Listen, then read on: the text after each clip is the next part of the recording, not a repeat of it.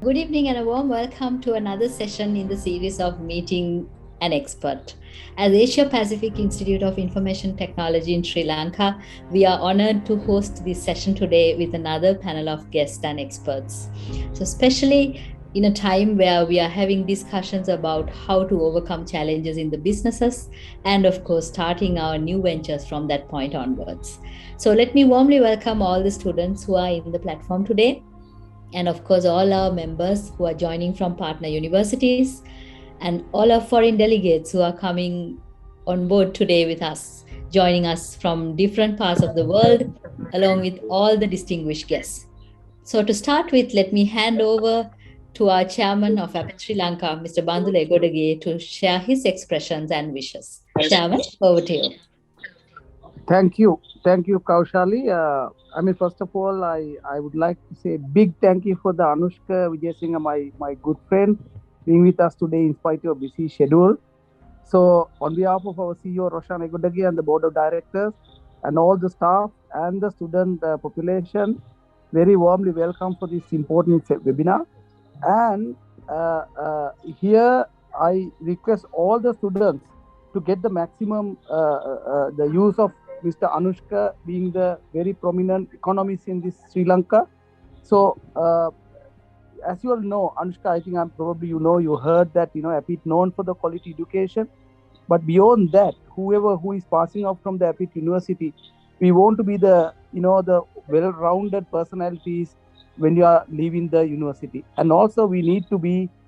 Our ambition is to give the direct intervention with the CEOs like you and the opinion leaders like you, and to sharpen their skills and finally end up as the leaders. We are in the process of building leadership in all our population of the student population.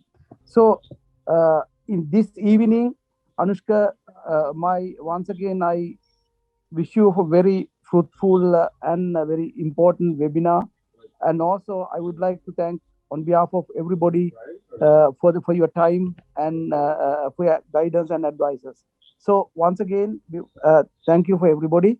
I over to you, Kaushali and Dr. Rohanta, for the successful session today. Thank you. Thank you very much, Chairman Apit, Chairman of the Industrial Association of Sri Lanka, and also Vice President for Nestle. We have a very, very distinguished person. It's very difficult for me to actually introduce him because I've been knowing him for so long.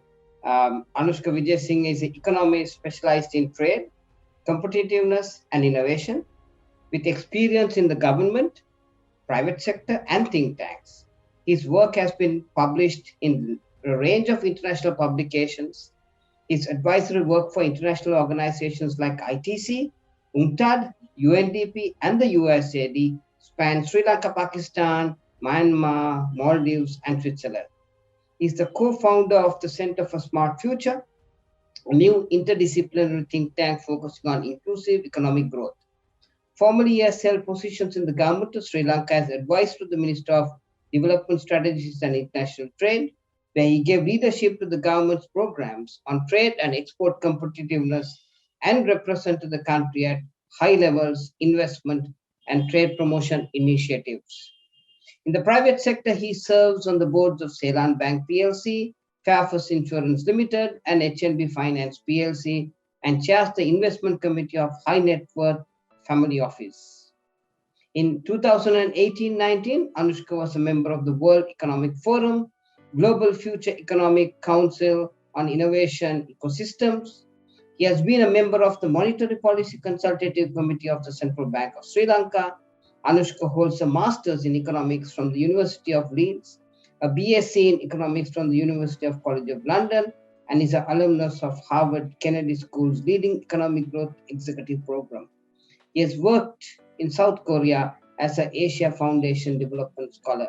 And most importantly, Anushka and I worked together, and he was in my team.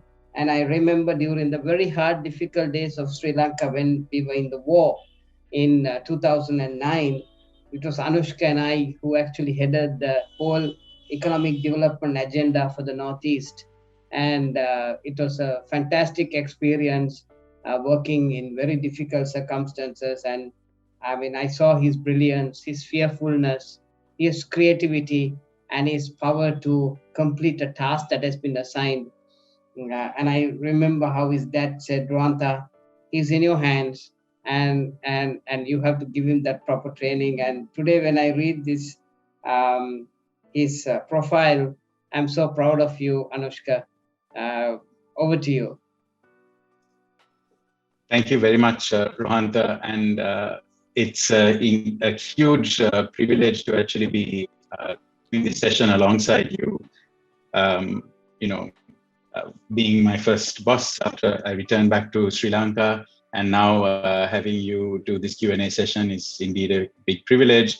And to particularly younger executives out there, the value of having a boss who helps you be better and provide strong mentorship throughout, not just when you're working for them, but even for years after, is invaluable. So I was certainly set on the right path from the start. So great privilege to be here with you.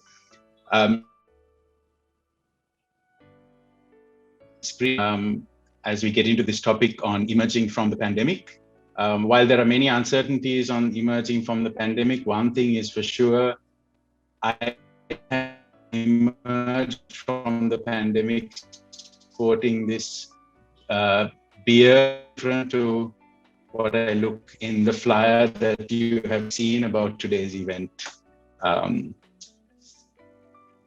me just get to my slides in a second.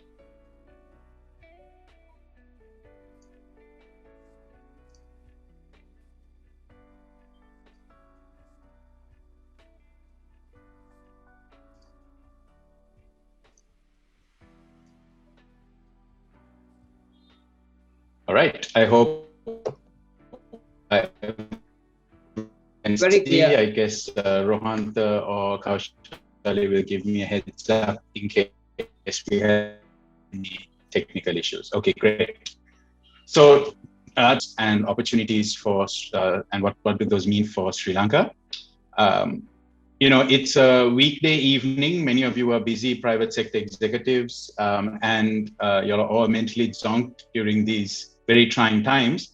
So just in case, hopefully not, just in case you all don't quite make it to the end of today's lecture, I'm going to give you my storyline right now in 5 points.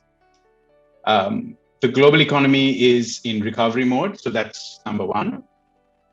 Within that, Sri Lanka's key markets are showing an uptick in activity, so that's good. However, we are facing this supply chain crunch and also high commodity prices, which are emerging risk on the global economic front. And of course, Sri Lanka's trade environment is weak and it needs much overdue reform. But amidst all of this, I believe there are some opportunities for Sri Lanka from logistics and regional markets play, from supply chain shifts that are happening globally, and also from new consumption trends. I put this kind of traffic light indicator to give you a sense of how I think of these 5 areas. On the global economic recovery and Sri Lanka's key markets, so that's 1 and 2, I think we're a green. On the supply chain crunch and high commodity prices, it's a red, flashing red.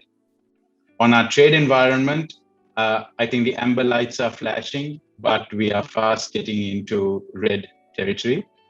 And finally, on the opportunities, of course, necessarily it's a green. Now, to kick things off, before I get into my presentation, I'd like to hear your ideas first. So we're going to have a little bit of interactivity right now.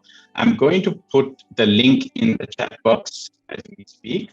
And what I'd like you to do is use one word. What's the one word you would use to describe the global economy today? One word that you would use to describe the global economy today. So I'm going to now stop sharing the screen and put this link. It's quite easy.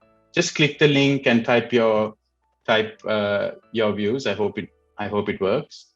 And let's just go into that very quickly.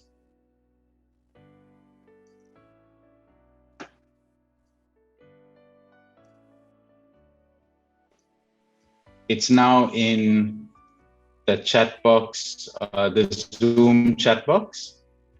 So let's take a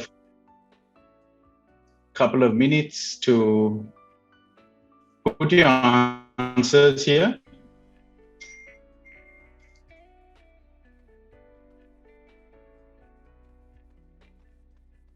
And I put a minute on the clock. Let's see what folks have to say. I hope everyone can access it. Again, Rohanta Kaushali, I will not able to access it.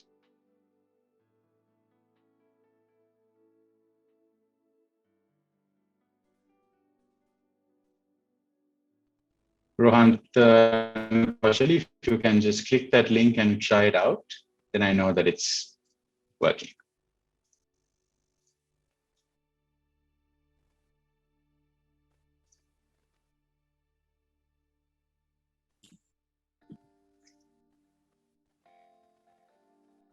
So I'm going to type the link in the chat box again. Mr. Anushka, I'm in. I'm able to access the chat and this website link. Okay, perfect.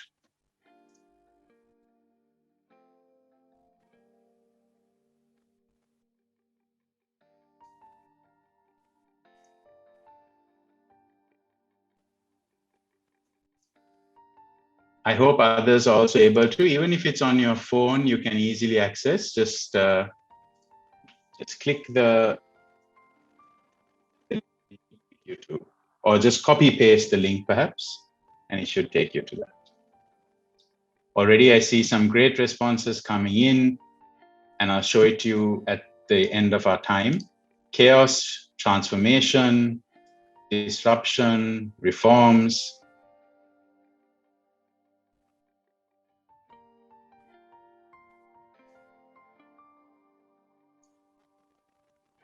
What's the one word you would use to describe the global economy today?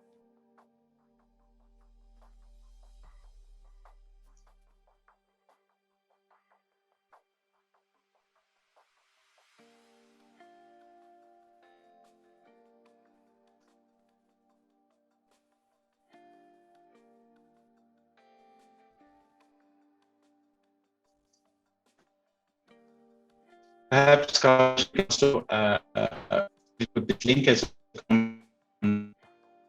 so that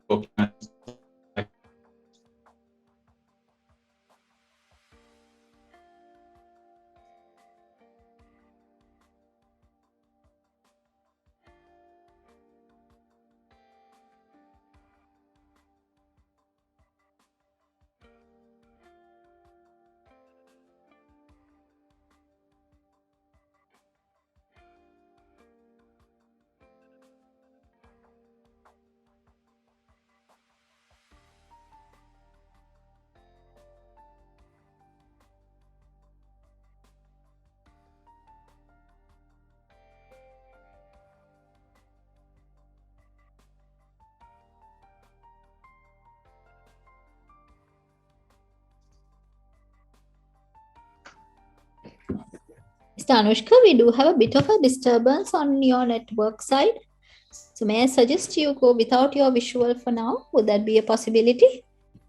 Sure. And then when we share the presentation,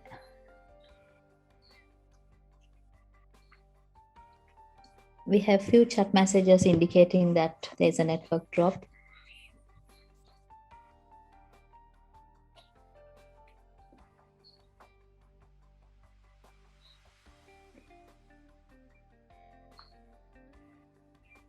And we are encouraging all the students who are in this platform, in the Zoom platform, if you're having any difficulty accessing the web platform, please do enter your messages in the chat as well. All right. So let's, while you add those, I think we're already seeing it. I'll try and flag at the end. Dominant word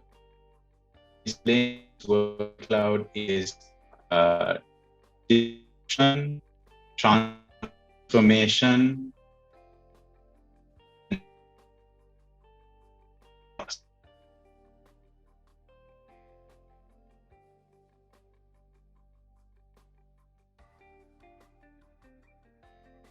disruption. So let's back to the see what really is my take on this, and we'll back again towards to how that fits in with how many of.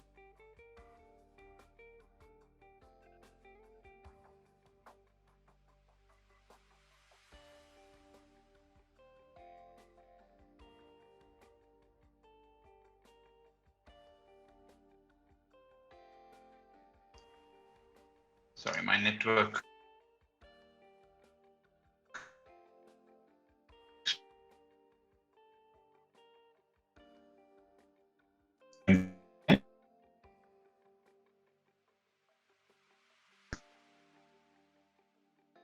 Everyone can hear. I have switched my video off and we are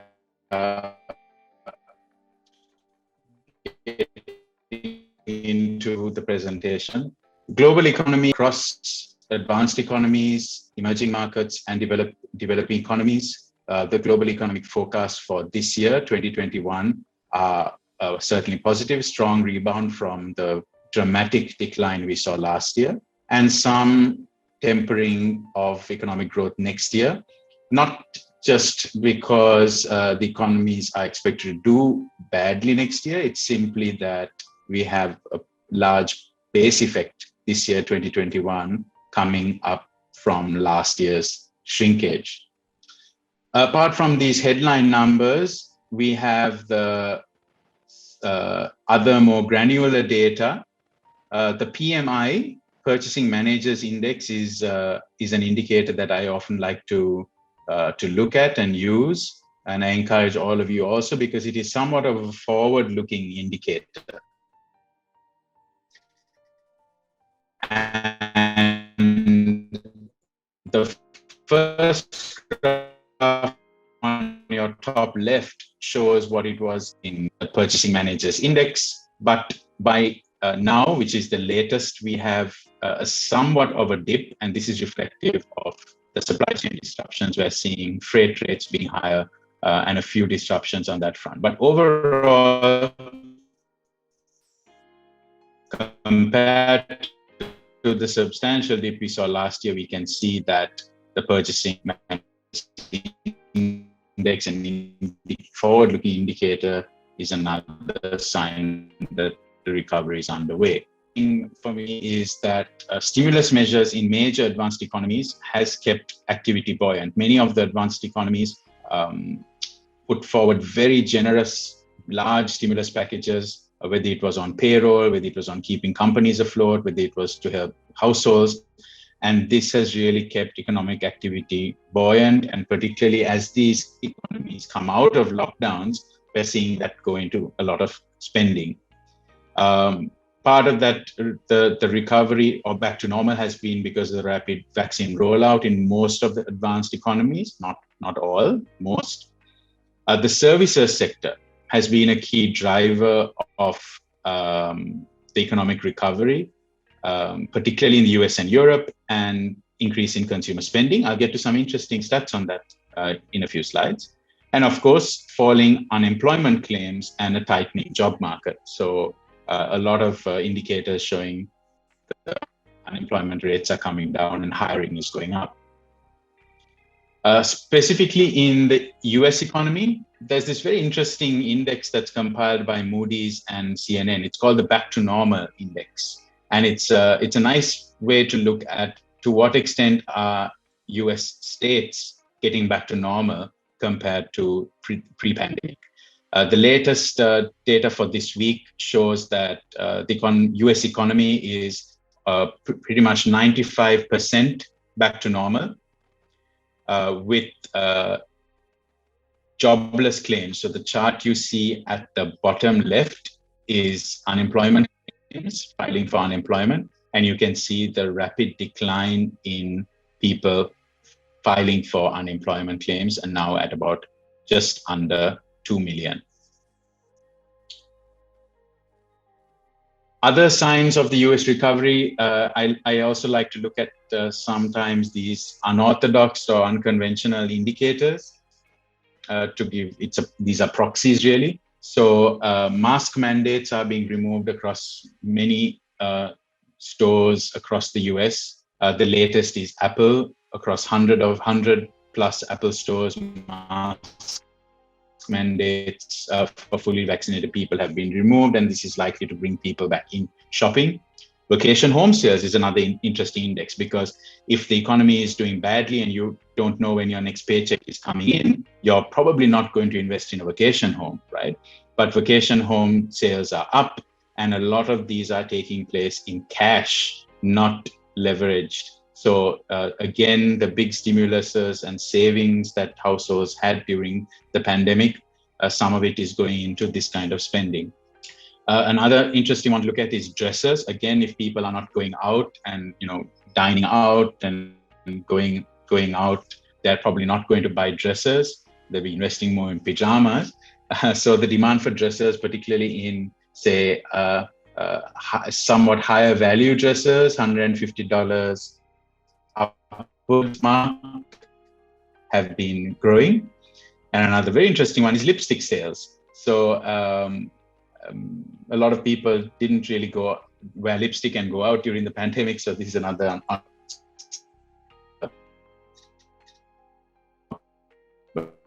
indicator around. One from the US to the EU, economic activity has improved across the region's major economies, Germany, France, Italy, Spain. You can see that it is been in a presentation I gave last year where I predicted a Nike swoosh logo rather than a sharp V. And we can see that shape of recovery coming through in regions like the EU. Both what you see at the top, which is economic activity, and what you see at the bottom, which is unemployment, a chart showing job postings, sharp recovery in new job postings, hiring of workers. Another interesting to look at in the same spirit of recovery in consumption spending is are people going to eat now? And Open Table, which is a restaurant tech company, they release a state of the industry report which actually tracks how seated dining, so in-person, and you can see compared to the baseline, pre-pandemic baseline in 2019, there's been almost a full recovery in in-person dining in 7 of cities where Open Table operates. Is because these economies matter for Sri Lanka. About 65% of the UK and EU. So these markets, the health of these markets, the country for us. Yeah, I can see some messages about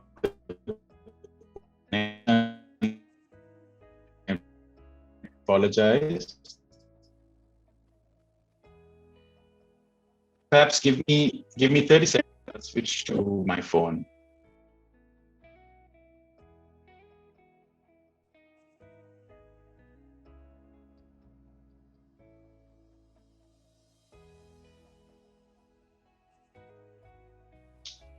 Kaushali, I hope this is better. You can let me know if it's worse, but otherwise I will move on. Much, much, much better, Anushka. Okay, cheers. All right, so this is why it matters, folks. This is why the health of economies like the EU and US matter, because it is a large chunk of our exports.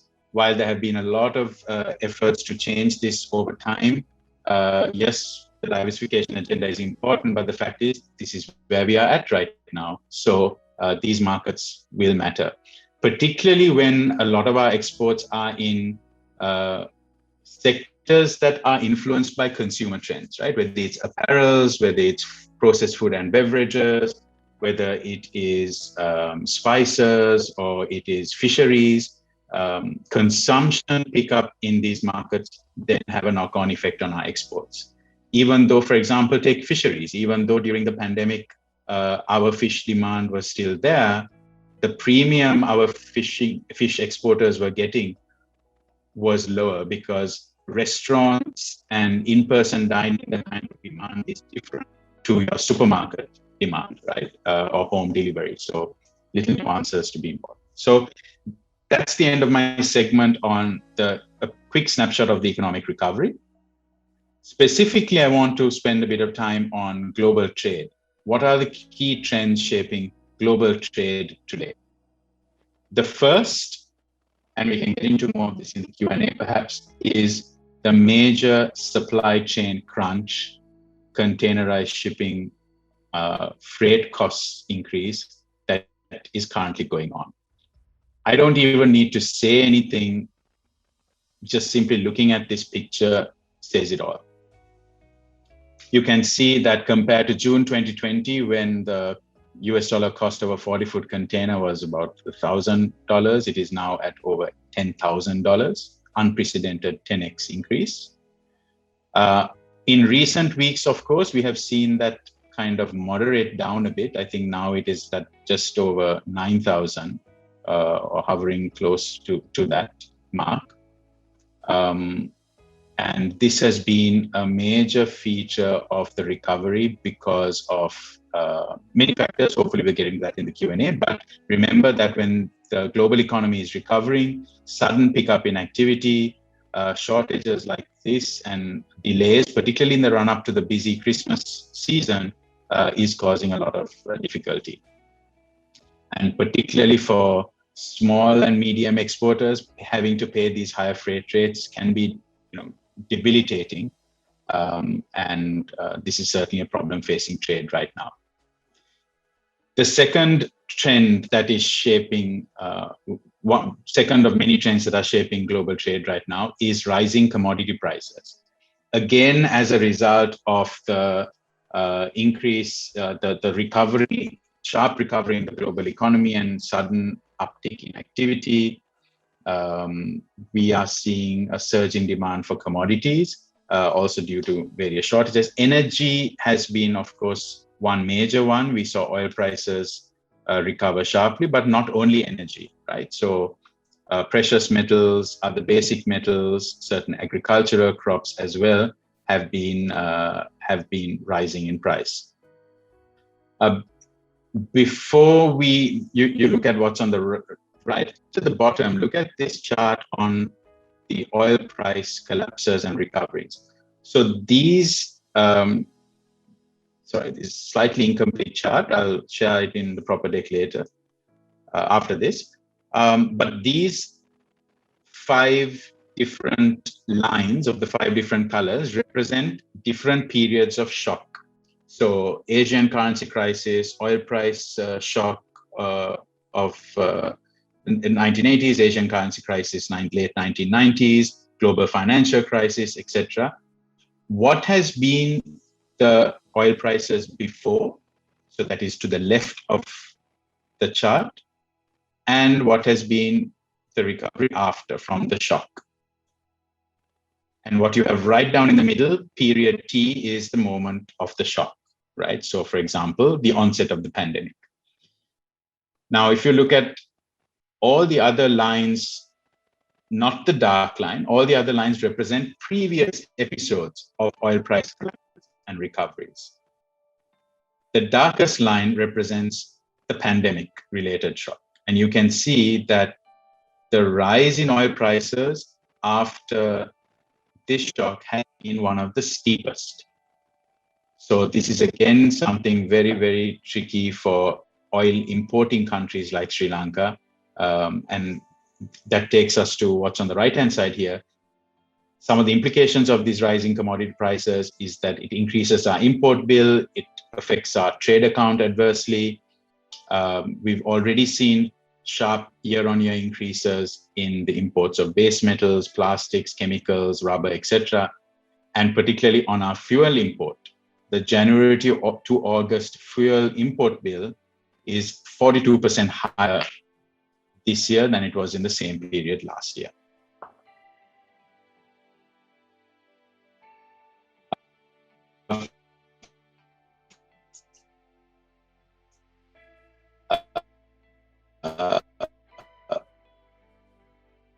Next, on a trend shaping international trade that in Asia.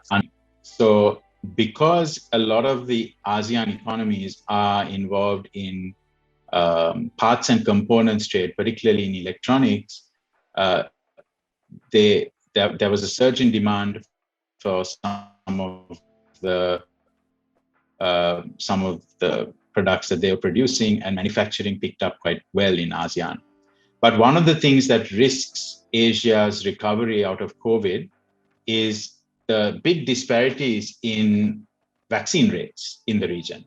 So you can see that while Singapore, both doses are touching 90% of the population, you have many countries, important countries for the region, Vietnam, Indonesia, Philippines, that are still at low double vax rates. And this certainly is risky in an environment where we have the Delta variant and potentially other variants. And we're seeing, look at even Singapore, with such high levels of vaccination, they're having high COVID rates. So this picture of the vaccine rate, relatively low vaccine rates in Asia is something certainly to watch in how it influences Asia's recovery over the next 6 to 12 months. Amidst all this, however, a real bright spot is the mega regional free trade agreement that Asia has signed on to. It's called the RCEP, the Regional Comprehensive Economic Partnership Agreement. By the size of the agreement, it is much larger than the EU region, much larger than the US, Mexico, Canada agreement. And estimates suggest that by 2035, this agreement would have generated an additional $2 trillion in trade for the region. Sri Lanka is not part of this agreement.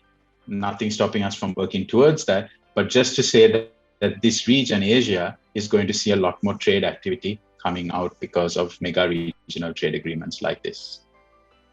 Finally, on the trade, shaping trends of trade, is the rise of e-commerce, probably an obvious one to many of us. Surge in e-commerce activity, and I think this is good for Sri Lankan exporters, whether it's IT services export providers who will provide services for this kind of boost in e-commerce, also our SME product exporters who suddenly now have access to these markets at much lower cost of entry. Consumers can discover our products much quicker and much more cheaply. So I think on balance, this rapid rise of e-commerce brought on by COVID will really benefit our exporters. Now moving on to a little more on Sri Lanka and to flag some weaknesses in our trade environment. The first is links to what I talked about on the import bill side. And an indicator I look at is terms of trade, and that's deteriorating.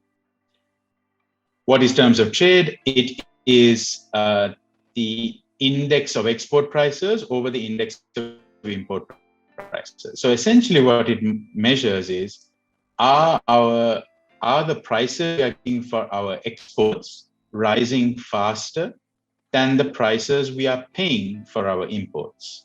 And so far, the answer is no.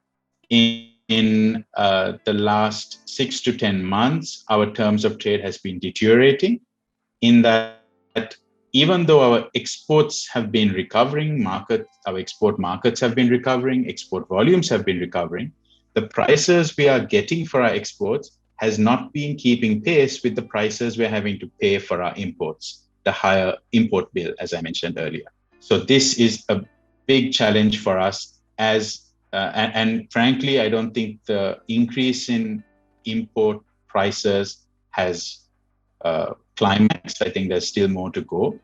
And already on the export prices side, there's quite a bit of price pressure, at least in the short term. Terms of trade deteriorating. Secondly, export diversification is weak. If you look at Sri Lanka's export basket, this is using the Harvard product space map. Ranta will be familiar with it as he has also been to some of the Harvard programs. This is a really nice way of visualizing what has Sri Lanka produced in the past and what we produce today. I know these letters here are small, but just look at the colors because the colors represent clusters of products. The green represents our apparels. The yellow represents basic agricultural products like tea and spices.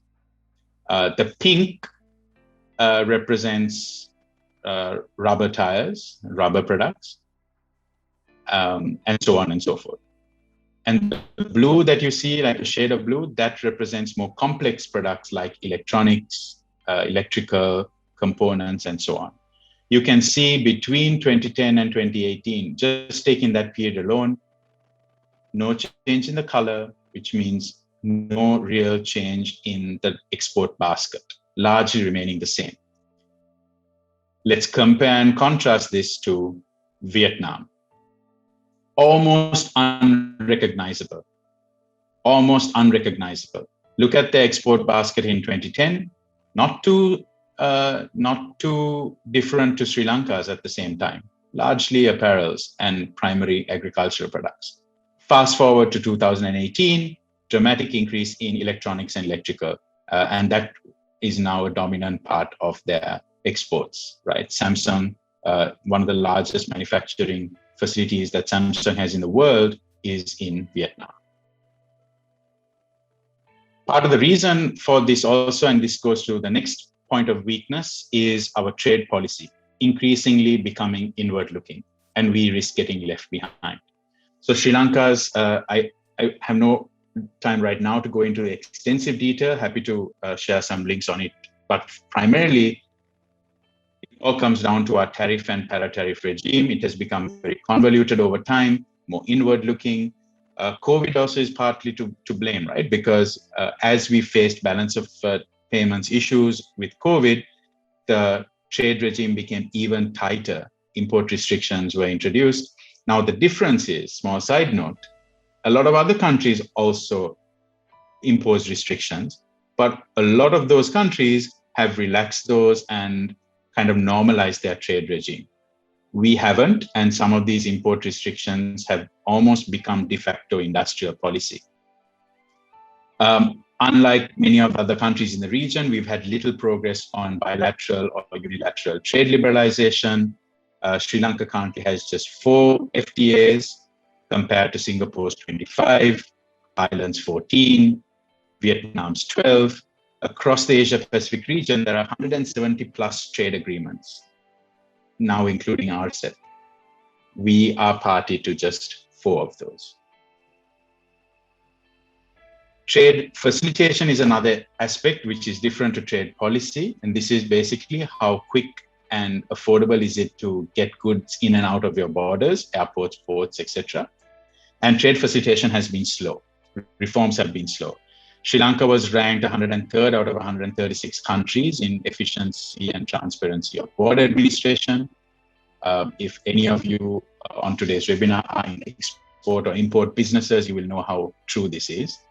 But the good news is Sri Lanka has signed this World Trade Organization Trade Facilitation Agreement, which essentially has a lot of reform areas, but our implementation progress is very slow.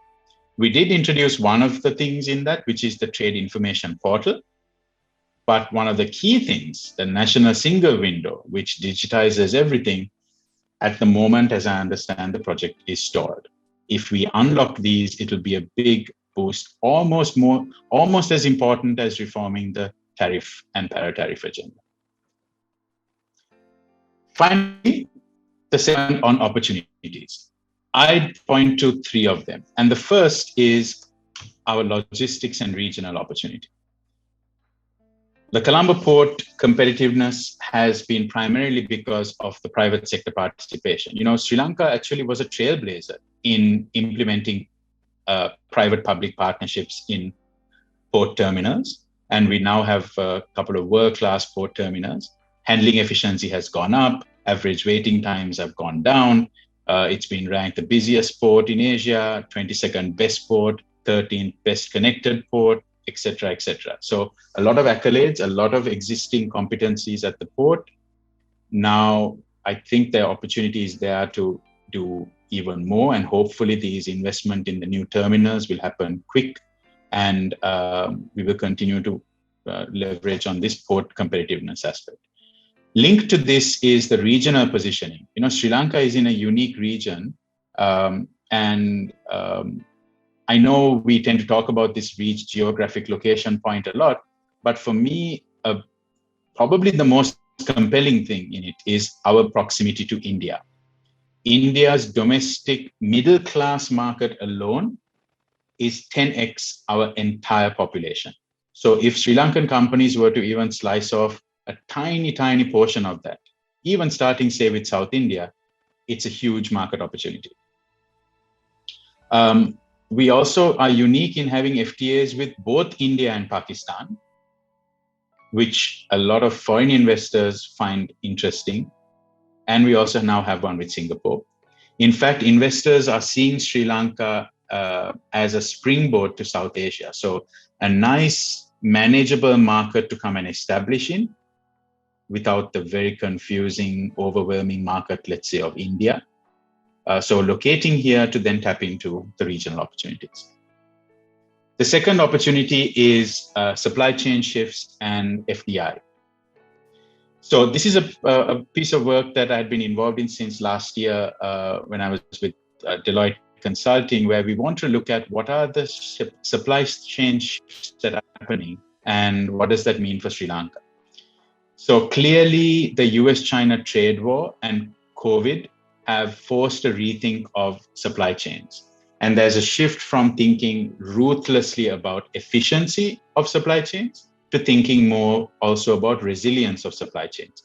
Are we too located in one country, in one region? Are we over-concentrated? Do we need to risk mitigate? And as a result, we are seeing a shifting or redrawing rather of the supply chain and production networks. Of course, these shifts won't happen overnight. These ecosystems are established over many decades, but the shifts are beginning, and countries, Thailand, to get a piece of this action. And they are pulling out all the stops to attract those investors who are now looking at redrawing their supply chains. These are some of the insights from that study I mentioned that looked at the existing evidence out there. One thing we looked at is a survey. There was a survey of about 900 CFOs in 24 countries, and overwhelmingly, over half of them said they are revising their supply chain strategies to look at additional sourcing options. There was another survey of about 3,000 firms across 12 sectors, and many of them, those firms indicated they do have plans to move supply chains from China to other regions, mostly if the sectors are in sensitive sectors like tech hardware, semiconductors, etc. And again, it's not about just upping everything and moving. It's about having it now in different places. So the point I want to make here is that Sri Lanka in the past was overlooked because we were too expensive. Now I feel that there might be an opportunity because it's not just the cost, but also resilience. I'm going to rush through this last slide, and I think this is a very compelling opportunity, the conscious consumer. It was there before the pandemic, but it's accelerated now. Consumers, particularly in the EU, are now demanding a lot more on the sustainability side.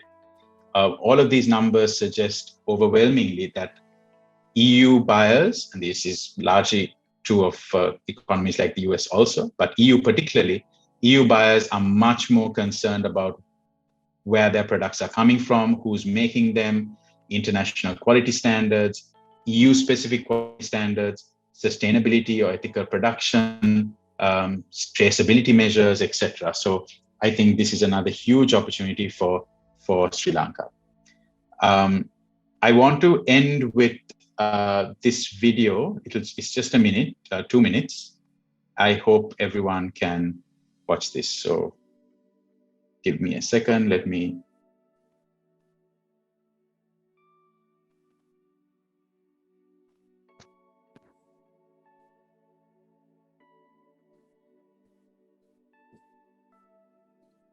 All right. That's fashion, and this one's right here. That's fashion. This one's right here, and that's a fashion. That one's right there. I don't know how the holes got in it, but the feathers were coming out of it. Our family has been on this farm for 80 years now, and we hang on to things. That definitely holds true for the gear we use and the clothes we wear. I want my kids to know when something breaks, the first thought is how do I fix it, not how do I get a new one. Our farm is Studio Hill. We're a holistic pasture-raised farm where we do sheep, chickens, turkeys, and pigs.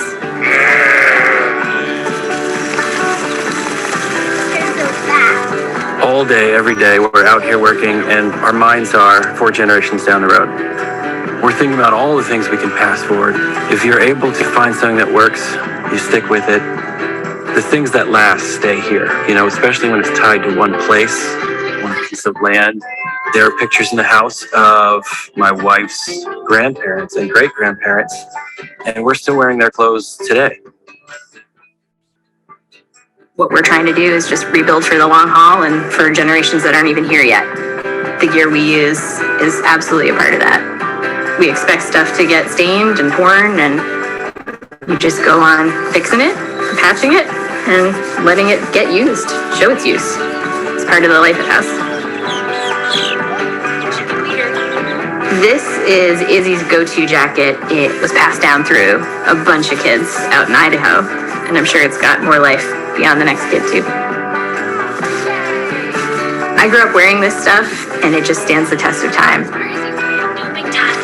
We don't believe in just consuming stuff and throwing it away. We want it to be meaningful, to have real use, and to last as long as physically possible. The only way to teach these values is to live them.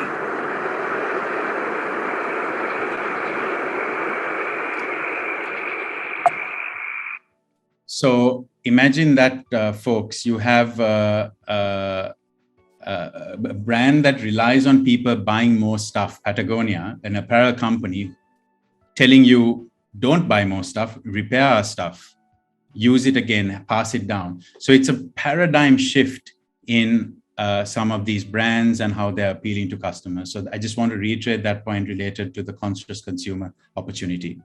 Finally, let's recap the storyline for those of you who want a quick summary. Global economy is in recovery mode. Sri Lanka's key markets are showing an uptick in activity, but supply chain constraints and commodity prices is a red flag.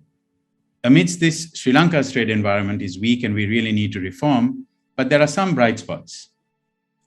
Opportunities from some of the shifts that I mentioned, and the logistics regional play opportunity, and also the conscious consumer shift. So I'll stop there and I'll hand over back to Rohantha. Presentation took a little longer than I thought, but I hope this was useful. Thank you.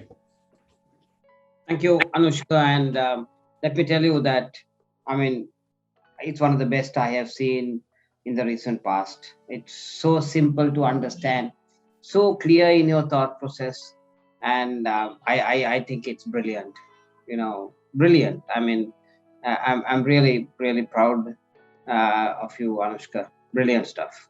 Um, just a few questions which has come in from different people in the class. Uh, the first one is, how did this trade blockage happen? I mean, nobody knows. There are all sorts of stories going around. What happened, Anushka? How do you interpret? Yeah, so in my mind, Rohan, the 2020 shutdowns meant that, and the low consumer demand meant that capacity was not being fully utilized. So there was kind of a contracting of that capacity and reduced industrial activity and so on. But since the lockdowns have ended, demand has skyrocketed. So I think the speed in which demand recovered was not matched by the speed in which the supply operations, manufacturing, port operations, etc. So that's overall. Within that, there were some specific issues, right? So some of the key industrial and trade ports in China, some of them were closed because they had a resurgence of COVID cases. And imagine when a Chinese key trade port has a rise in COVID cases, and the Chinese government says, we're shutting down the entire port until we get this under control. It completely brings the whole trade, the shipping industry to a halt. Finally, I think the other thing, and this is yet to be studied, is shipping lines, remember, and freight lines didn't make a lot of money last year. I would argue that as the economy has recovered and they're seeing this recovery, these high prices, I think they're okay to leave prices high for a while to try and recover some of those losses from last year. So we might see some tapering down of the freight rates, but I would think it's not going to come back to complete pre-pandemic normal very quickly. So how does a country get back to business as most countries are actually bankrupt? I mean, it's something, it's difficult to understand, Anushka, but since you studied at LSE and you have a more depth to econometrics, how do you do this? I remember in Iceland, the president just declared bankruptcy, and he opened the doors to even the tourists coming into his palace to earn money. He basically turned the clock around. How does a country recover? Yeah, it's a tricky one, Rohan. So I think countries that had done some good things in the run-up to the pandemic were in a much better shape to manage during the pandemic and recover out of the pandemic. So, for example, countries that did their fiscal reforms earlier and made sure they have a sensible budget and sensible tax system, had money to give stimulus to their workers, to their people, to households. Not just tiny pocket change that's given once or twice, right? So I think recovery by having done reforms countries. Then you have the others who were still facing a lot of difficulty. And the first thing that many of them did is to acknowledge there is a problem. We can't fix it alone. We need others to help us. And ultimately, it's about finding that balance. How much pain do you want to impose on your domestic population versus trying to share that with others who might be able to finance that easing of the pain. So I think on accepting that help is needed and help will come from different quarters for different purposes, I think is an important way to go, particularly when, okay, let me put it this way. What we don't want is that the entire cost of adjustment has to be passed entirely on to the domestic economy, particularly the poor. So right now we're seeing a lot of pressure on poorer households. So whatever it takes, acknowledging that we need to get that help so that the poorest and most vulnerable aren't facing the largest cuts, the largest constraints. It should be a key thing to do. So there's a question coming in from Lasanta. He's studying for the Staffordshire MBA and is a planter by profession, works for Kottagal Plantation, and he's saying, a very interesting question, Anushka. What advice to a youngster like me, studying for my master's, aspiring to move on the corporate ladder, and from an economic point of view, whilst you say that it's on recovery, we see so much of chaos in Sri Lanka in terms of the supply chain. So studying for an MBA, aspiring for a career advancement, what is your advice as someone who has already gone that approach? Over to you. Okay, very interesting one. I think a couple of things, and this is, by the way, by no means definitive. It's how I'm beginning to think of it as well.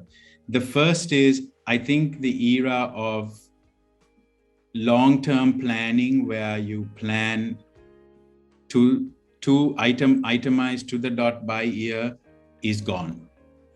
The changes are so dramatic, happening so fast, that it might be more useful to have kind of true north goals. What are your main objectives that you're going to work on or go after? What are the things you're not going to do and the kind of person you're not going to be? But thinking of a nice set plan where you think, okay, this is where I'm going to go in 1 year, 2 years, may not be possible. It's useful to have it, but not being a stickler to it and beating your head against a wall when you haven't achieved it. There's just too much change, too many uncertainties. Secondly, my tip would be, I don't think we can anymore assume that we've done a master's and we're set for life, because everything is changing so much. Continuously learning would be essential, because the skill sets required, the new knowledge coming out, the new data coming out, the new techniques coming out, it's all changing so fast. Companies, countries are going to need people to keep learning continuously. And the good thing, I guess, is that now it's a lot more affordable and approachable to do that continuous learning. So many free online courses that you can do. So what I'm trying to do is keep acquiring skills as I go along, because that early understanding that you do a undergrad, master's, and you're set for life, your trajectory is set, I think that era is also over. Very interesting question from, again, an MBA student from Staffordshire University. His name is Nilhan. He's a IT BPO professional, a grad from engineering. He says,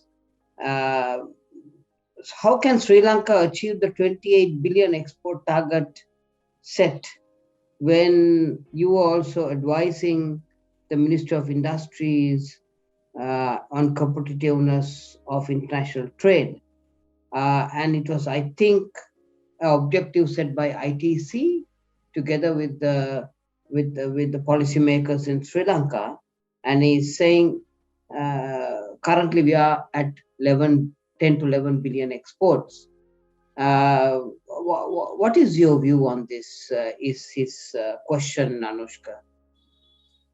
Yeah, good question, Ron. And I think, so firstly, ITC didn't set any of the targets. ITC kind of gave the tools for the government to think about what those targets would be. And I believe at the time, the EDB worked with the central bank to identify what those targets would be. So that's set that aside. I think targets are great. Having targets to chase after are great, headline targets. But what I've increasingly realized, and perhaps after working in government also, is that it's much more important to make micro wins. So why we have that target, what I didn't see happening then, and I still don't see it happening now, to almost take a more granular approach. So, okay, what do we need to do to extract that extra 1 billion in the next 6 months, an extra 5 billion in the next 2 years? And I would argue that given how bad we are in this country at implementation of grand plans, how many different voices and agencies exist to drive these agendas, and it becomes so convoluted. And also the lack of real coordination and cooperation between the private sector and public sector. I would be much more inclined to try and get these micro wins, right? So say IT BPO industry. We want to get an extra 3 billion from this industry in terms of revenue. What are the markets that are going to deliver us that? US is going to give us this much, EU is going to give us this much, Australia and Japan are going to give us this much. What are the resources we need? We need, market entry experts in this country. We need agents to promote us in this other country based on a success fee. So really granular, really more tactical. So having a broad strategy, but getting much more tactical to get some micro wins. Because I noticed that even in the public sector, when they see these big giant targets, there's a bit of like freezing. Where do we start? How do we do this? And not knowing where to start. So I feel that 28 billion, 20 billion, whatever the target is fine. But I would say it's more important to get, more granular. What are the 3 sectors that can deliver results in the short term for these reasons? Here are some actions that we can take. Here are the markets. What are the resources needed from the public sector side? Maybe some budget allocations, and work on it that way, and try and have our sights set on the big number, but try and see in 6 months, in 1 year, these are some numbers we want to hit. I don't know if that's the answer I was looking for, but if I had to go back into government and run this whole thing again, that's how I would approach it. I think it's a very, very practical approach, Anushka. I mean, I have been the chairman of Export Development Board, and rather than just looking at numbers, it's much more practical to see what do I do in the next 6 months? How do I increase it by 0.5 billion, and then look at maybe 1 or 2 billion next year, which is much more practical, I agree 100%. And just a quick one, Rohan, often the most important thing that can be done is to solve issues very quickly as we go along. Okay, so IT BPM industry has this opportunity in a particular market, but this small regulation is holding it back. Okay, boom, solving it. Yeah. SLASCOM gets together with EDB, solves. That is something we're not seeing, because sometimes we get so overwhelmed by the grand plan, we lose sight of some things that we can dynamically fix and go along and keep adding 500 million, 1 billion, like that.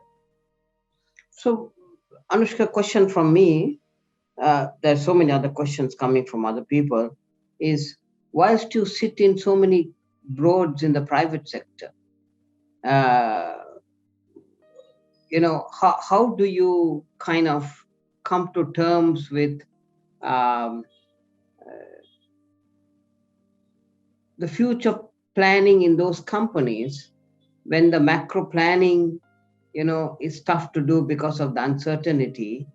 What kind of advice do you give those boards when you sit in? I mean, how do you kind of give that advice? So again, yeah, I mean, when there is so much volatility on the macro front, it's never easy for any company, and I don't think anyone has a secret sauce for resolving it. But here are some things that sometimes help. One is, again, in that spirit of not thinking of a fixed plan and just executing, I often like to suggest scenarios, right? So we don't know where things could be in 2021, mid 2022, etc. Let's think of at least 2 to 3 scenarios. What would be the drivers of that scenario? Put some probabilities on those and take action, so that at least then when one of those scenarios and not the other pans out, we've already done some thinking about what could our actions be in that scenario, rather than at that point having to think of, oh shoot, it's not that thing that we thought of, now it's something different, what do we do? So you don't want to waste any time.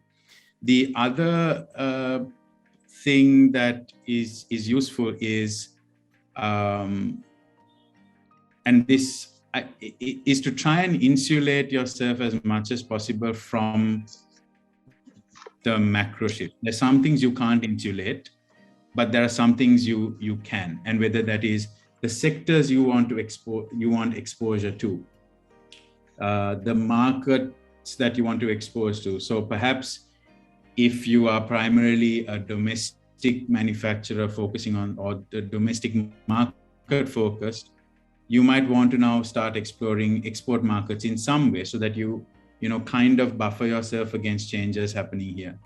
If you see that the construction industry is so dependent or so influenced by global commodity prices, interest rates here, or availability of raw materials, that may be a sector that you might want to move away from. So I think just thinking about how can we buffer ourselves from the sectors or things that are most greatly influenced by the macro. But hey, it's all easy to say this, but ultimately the macro hurts every business. And just knowing, just having your eyes and ears open. I'm fortunate to be on boards that everyone appreciates hearing about the macro, but I know that in some places there's a tendency to think, oh, everything is fine, it'll work out in the end. I don't think that's a smart strategy. It's important to think of scenarios of, good, the bad, and the ugly. You talked about the construction industry, and the next question is coming actually from Bilhani, who is the MD of a construction company based out of Kampaha. She's on the MBA program at Staffordshire University. She says, where do you go from here in your career? And how come you can't support Sri Lanka's economy that needs youngsters like you with new thinking? Well, I'd like to think that I'm already supporting in some way, whether it's through the taxes I pay or the companies that I'm associated with that are working in Sri Lanka. But I think we all have different roles to play, and at different times we might play different roles, right? So I was involved with inside government, trying to drive some of these at one stage in my career. Now I'm focusing on building up this new think tank called the Center for a Smart Future to try and get new ideas, because I feel that my co-founder and I actually felt that some of the ideas coming out in Sri Lanka in many of these webinars and conferences are quite stale, are quite rehashed. So we want to bring in some new thinking, people from abroad, new ways of finding solutions. So, that's how I'm spending my time now. And I'm hopefully it'll eventually contribute. So I guess what I'm saying is that